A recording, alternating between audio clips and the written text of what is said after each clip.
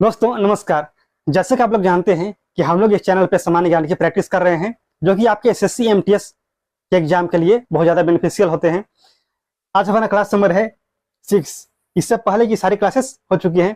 आप उससे जाइए, देखिए और समझिए कि हम लोग कैसे कैसे प्रश्नों को वहाँ पर डिस्कस किए हैं। ठीक है, तो अगर आप भी एसएससी एमटीएस का फॉर्म भर दिए हैं या फिर भरने वाले हैं, अभी भी टाइम है आपके पास 5-6 दिन, तो आपको तैयारी करना ही होगा, जाहिर सी बात है। और सामान्य ज्ञान की क्या भूमिका है आपके एग्जाम में, आपके मेरिट को डिसाइड करने में, आप इतना जानते होंगे। अगर जानते हैं तो बहुत अच्छी बात है, आप आइए हमारे साथ जुड़िए और तैयारी कीजिए। अगर नहीं जानते हैं तो हम इसके बारे में बात किए हैं, एसएससी एमटीएस के पैटर्न के बारे में।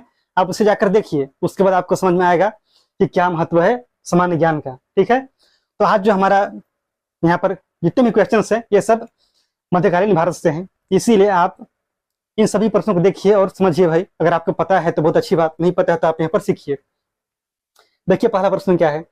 मोहम्मद गजनवी ने भारत पर आक्रमण किए थे, लेकिन कितनी बार? ये आपने पढ़ा होगा कि मोहम्मद गजनवी ने भारत में आक्रमण किए थे, लेकिन कितनी बार किए थे? क्या आपको पता है? अगर पता है तो बहुत अच्छी बात है, अगर नहीं पता है तो भाई आप नोट कीजिए। कितनी बार किया था? 17 बार। लेकिन क्या 17 के 17 आक्रमण आपके लिए इंपॉर्टेंट है? क्या ऐसा है? तो बिल्कुल नहीं। हमें सबके बारे में जानना ही नहीं है, जो सबसे महत्वपूर्ण है उसके बारे में जानेंगे, बाकी को जानेंगे ही नहीं। जैसे कि एक आक्रमण है जो कि आपके लिए इंपॉर्टेंट है, उसके बारे में ही बात करेंगे आगे। ठीक है, आप यहाँ पर इतना जानिए कि इन्होंने 17 बार भारत में आक्रमण किया था। और इन्होंने सबसे पहली बार आक्रमण कब किया था? तो 1000 ईस्वी में। ठीक है, कब किया था? 1000 ईस्वी में। और सबसे अंतिम बार कब किया था? 1027 में। कोई दिक्कत है इसमें? कोई दिक्कत है? नहीं है। चल आगे बढ़ते हैं। मोहम्मद गजनवी ने सोमनाथ मंदिर पर आक्रमण कब किया था? देखिए यही प्रश्न आपका जो सबसे इंपॉर्टेंट है। इन्होंने सोमनाथ मंदिर पर आक्रमण किया था, लेकिन कब किया था? इन्होंने सोमनाथ मंदिर को लूटा था। पता है आपको? नहीं पता है? गजब बात है, क्यों नहीं पता है भाई? इसका जो राइट आंसर है वह क्या है? 1025 ईस्वी। लेकिन यहाँ पर आपसे यह भी पूछा जाता है कि जो सोमनाथ मंदिर वाला आक्रमण था, यह मोहम्मद गजनवी का कौन सा आक्रमण था, कितने नंबर का था? इन्होंने टोटल 17 आक्रमण किए, लेकिन उन 17 में से यह कौन सा आक्रमण था? बताना होगा आपको। यह था 16वां। कौन सा था?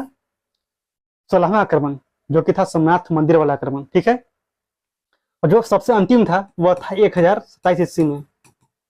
किसके विरुद्ध? तो आपको बताना होगा, वह था जाटों के विरुद्ध। ठीक है, कहीं पर आपको मिलेगा खोखरों के विरुद्ध, तो आपको वही बताना है कि आप नहीं, मतलब उनका सबसे अंतिम आक्रमण कौन था भारत के अंदर, भारत पर। इसमें कोई दिक्कत है आपको? इसमें क्या दिक्कत हो सकता है बताइए? अगर ऐसे प्रश्न आएंगे तो सब लोग बनाएंगे, इसमें कोई डाउट है भी नहीं। तराइन का प्रथम युद्ध कब हुआ था? तराइन का प्रथम युद्ध कब हुआ था, जो कि आप पढ़ते आ रहे होंगे बहुत निचले क्लास से। तराइन का बैटल यह हुआ था 1191 में। कब हुआ था? 1191 में, 1191 में। किसके बीच हुआ था? पता है आपको किसके बीच हुआ था? यह हुआ था पृथ्वीराज चौहान।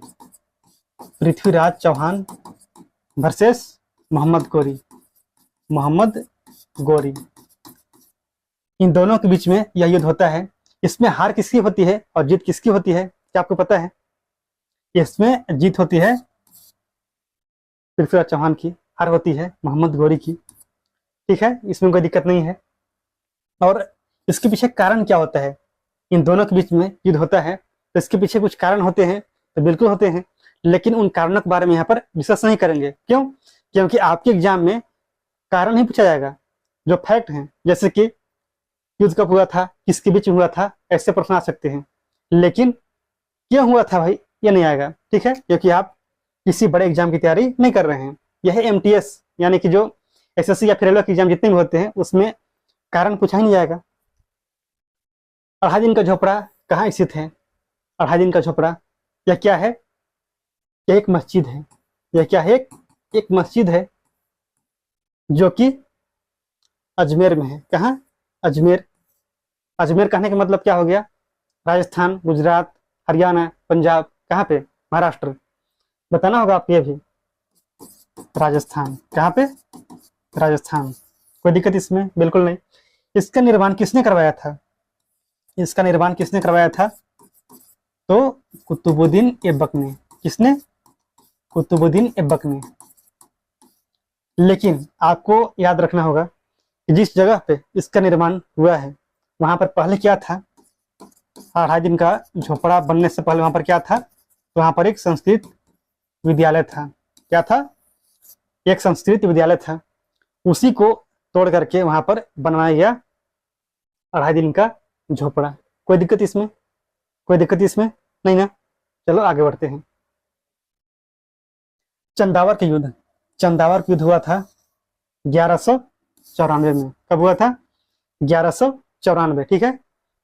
लेकिन किसके बीच हुआ था? किसके बीच में हुआ था? जबकि जो युद्ध होता है किसी न किसी के बीच में ही होता है, सिंपल सी बात है। तो आपको बताना होगा यह हुआ था मोहम्मद गोरी और जयचंद के बीच में। जयचंद। इसमें गोरी की जीत होती है और जयचंद की हार होती है। और इसके पीछे भी कारण है युद्ध क्यों होते हैं, जिसके बारे में आपको यहाँ पर नहीं बताऊंगा। जब पढ़ेंगे हम लोग इतिहास यानी कि हिस्ट्री, तो वहां पर बात करेंगे इसके बारे में। सिंपल सी बात है। यह हुआ था 1194 में। इससे पहले युद्ध हुआ था मोहम्मद गोरी का 1192 में, जो कि था तराइन का दूसरा बैटल। वह क्या था? तराइन का दूसरा युद्ध। किसके बीच में? तो पृथ्वीराज चौहान और मोहम्मद गोरी, जिसमें कि गोरी की जीत होती है। पहले युद्ध में गोरी की हार होती है, दूसरे में गोरी की जीत होती है। लेकिन ऐसा क्यों हो जाता है? इसके पीछे भी कारण है। उन कारणों को आप जानेंगे तो आपको लगेगा कि वाह क्या बात है, कुछ जानकारी मिली है। लेकिन यहाँ पर आपको जानकारी नहीं मिल पा रही है। इसके पीछे भी कुछ कारण है। क्यों? क्योंकि हम लोग तैयारी कर रहे हैं यहाँ पर एसएससी और रेलवे जैसे एग्जाम की।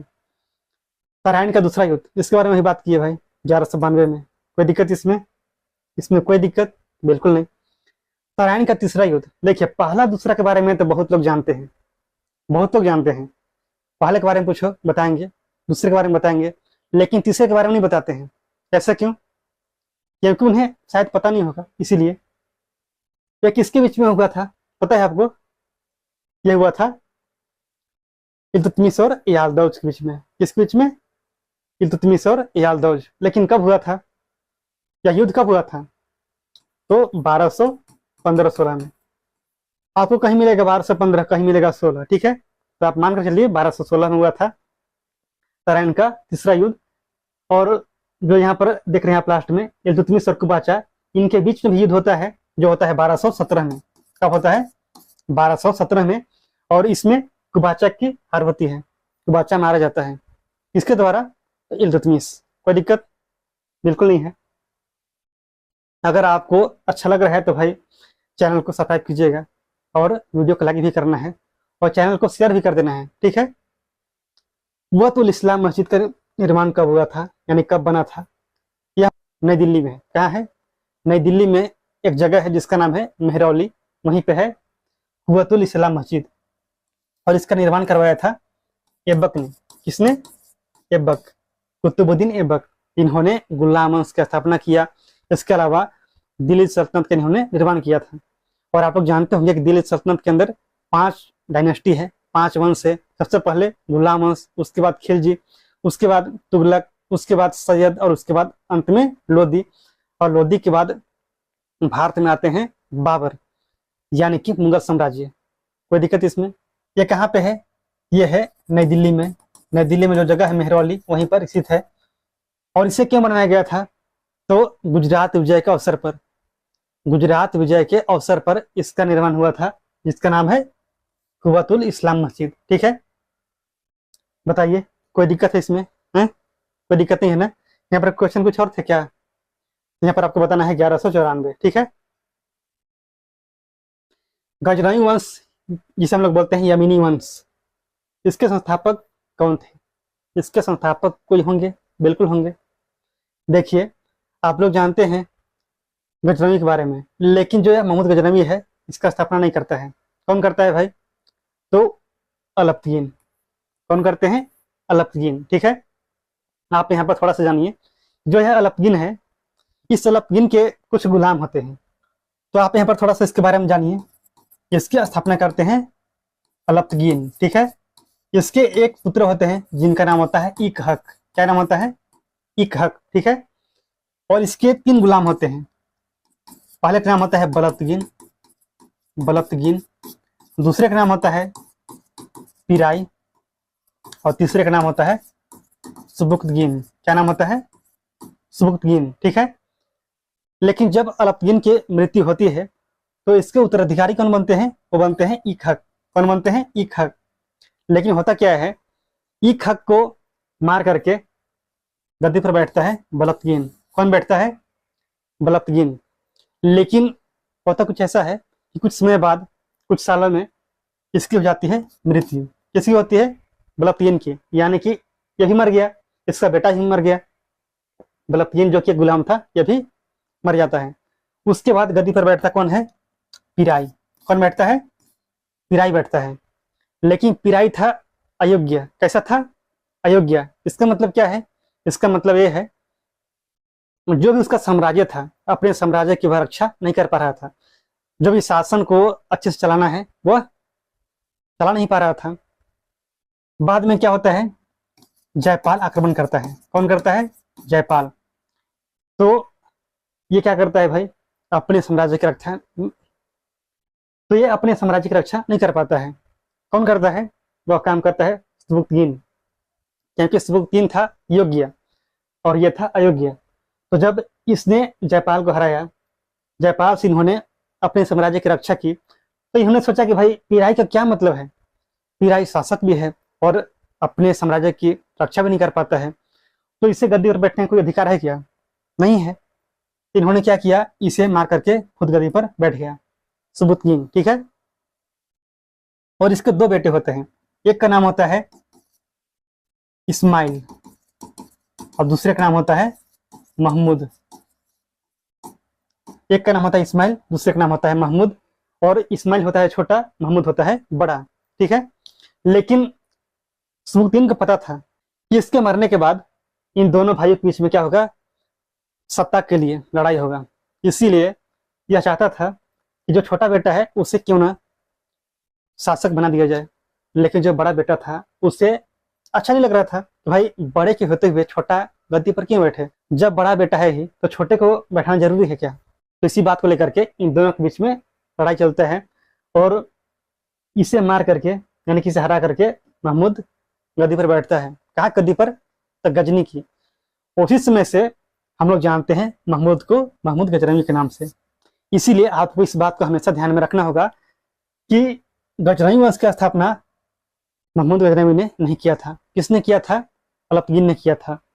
जिस प्रकार से खिलजी वंश की स्थापना अलाउद्दीन खिलजी नहीं करता है, कौन करते हैं? तो जलालुद्दीन फिरोज खिलजी, ठीक है।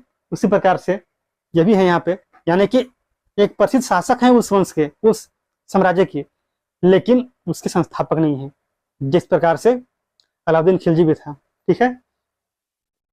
तो आपको समझ में आ गया होगा। अगर समझ में आया तो बहुत अच्छी बात है। और यहाँ पर बहुत सारे और फैक्ट्स हैं हम जिसके बारे में बात नहीं कर सकते हैं, करेंगे तो वीडियो लंबा होगा। जैसे कि जो गजनवी था यानी कि मोहम्मद गजनी, उसे कुछ उपाधियां मिली थी, जैसे कि यमीन उद्दौला। यमीन उद्दौला उसका मतलब क्या होता है हम चर्चा करेंगे किसी और क्लास में, ठीक है। उन्हें 2 उपाधि मिली थी। भारत में अरबों की अंतिम विजय कौन सी है?